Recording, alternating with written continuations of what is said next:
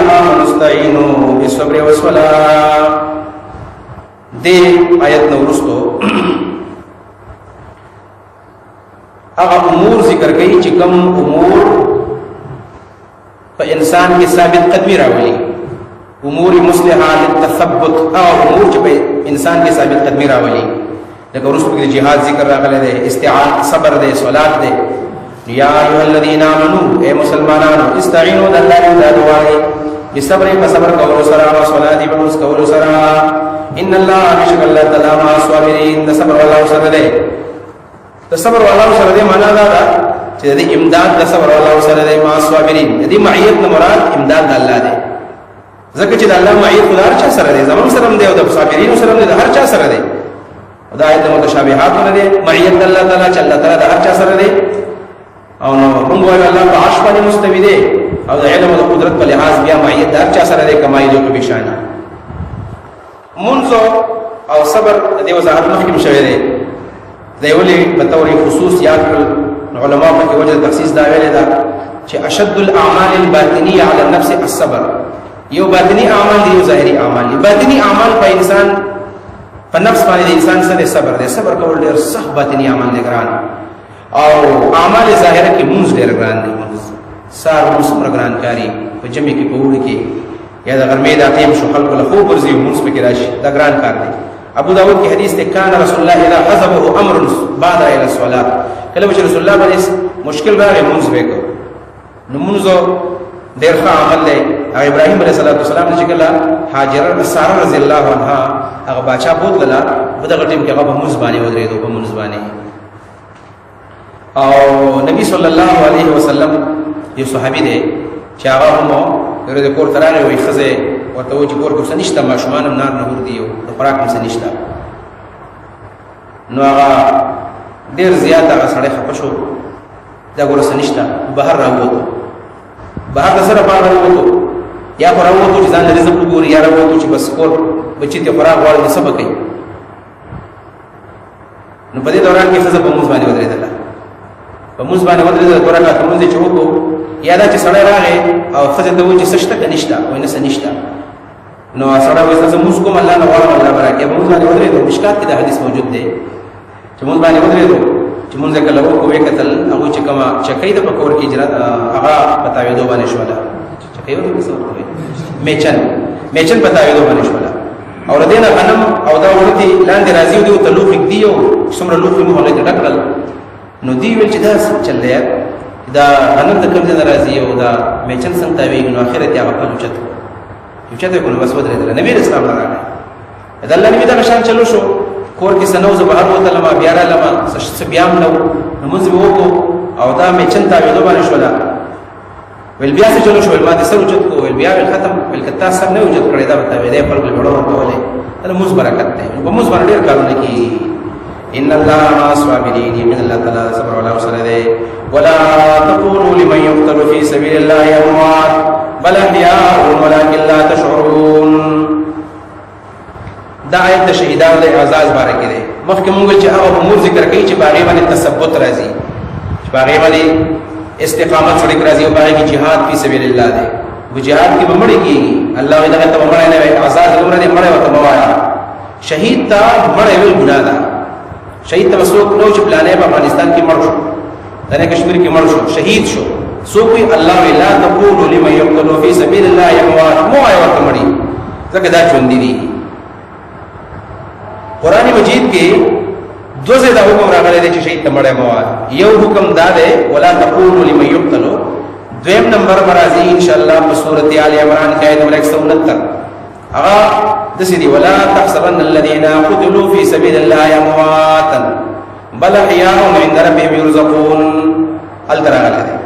علماء دا په بعد شهدا او بدر کې دی، وقت شهدا او بدر کې دا راغلی،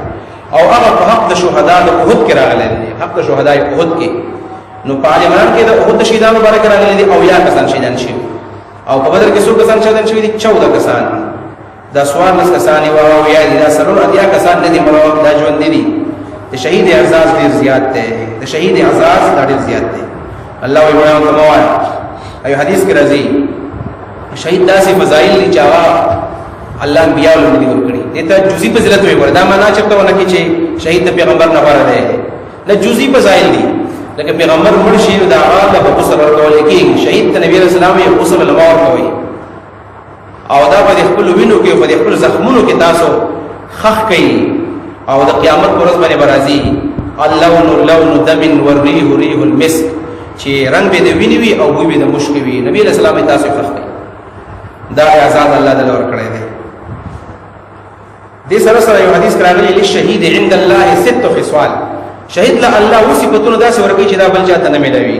کم نمبر 1 اول دا دی چې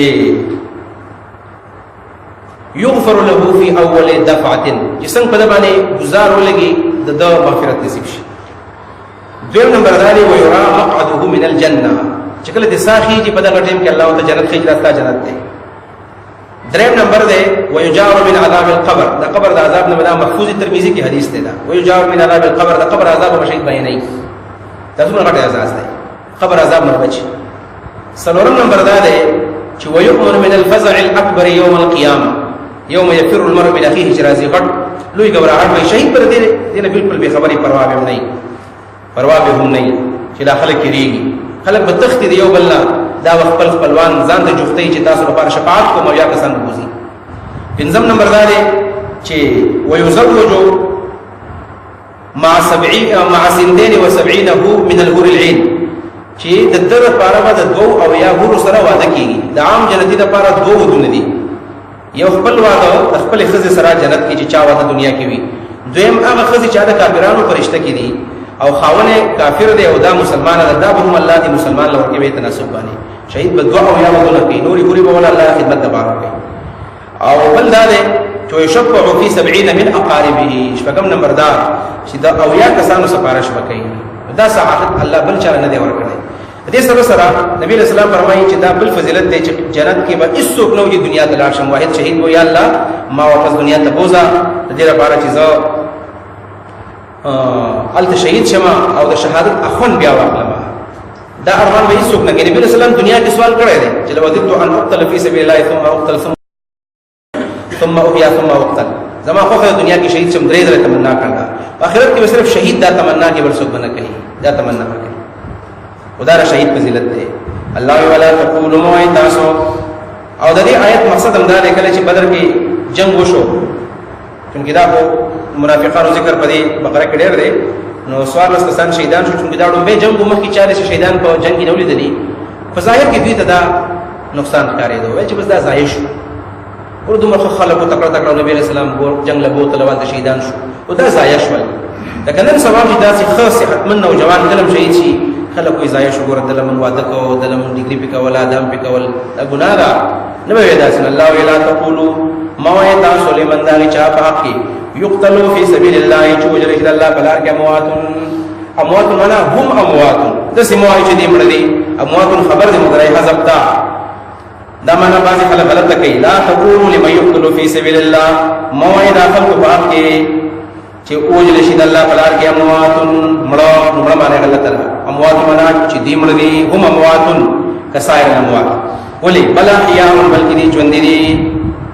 سجوند دي د ژوند معنی خو دا چې بل احیاء عند ربهم درب پنځ باندې ژوند دي ما او تا په دې ژوند کو یو ځکه الله ولکن لا تشعرون لكن تاسو بنا کوي ودا حیات سمند حیات شان دي نه دی بل احیاء عند ربهم دای سم جواب دی او دا به دلیل چې ولکن لا تشعرون دویم نمبر دا چې بل احیاء دا معنا ده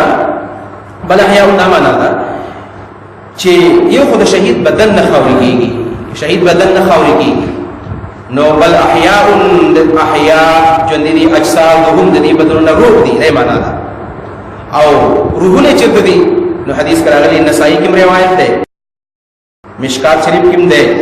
چې د شهیدانو روحونه به الله د شنو مرغو په ججورو کې واچي یو بدن په قبر کې روح رمټ او بل دا روح به د شنې مرغۍ په ججورو کې واچول شي نو هغه روح تم خوشالي ملاويږي مرغۍ تم ملاويږي او د دې بدن سره کنیکشن دی ټول خوشاله او شپه چې کله کې او تسره من الجنه حيث شاءت نبی رسول الله جنت کې ګرځي راګرځي په حال چې کوم شهیدان شي جنت کې ګرځي او بل دا چې د شپې او د عرش لاندې قنادیل دي پنجرې دي هغه راځي ال تشبکه د عرش لاندې شپه کې د اعزاز دی. ولكن لا تشعرون، لیکن تاسو نه پوهیږئ. ولنبلونكم بشيء من الخوف والجوع ونقص من الاموال. ور جهاد امر وخت ذکر شو، اوس کې جهاد نه کوي الله ولواني امتحانونه راولي. نبی اسلام وی کې جهاد امر خود الله ولواني هلاکت راولي، هلاکت ده. ولنبلونكم